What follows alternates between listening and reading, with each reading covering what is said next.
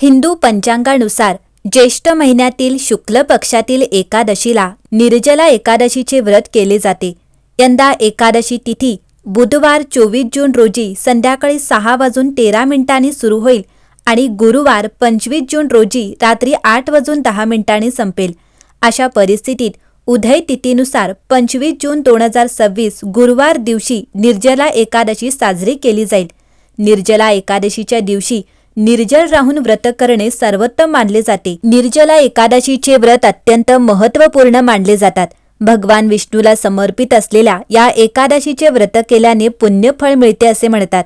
इतकेच नाही तर या एकादशीचा उपवास केल्याने 24 एकादशीचे पुण्यफळ प्राप्त होते। या दिवशी भक्त अन्न आणि पाण्याशिवाय उपवास करतात आणि भगवान विष्णूची पूजा करतात। त्यामुळे या एकादशीला निर्जला एकादशी म्हणतात।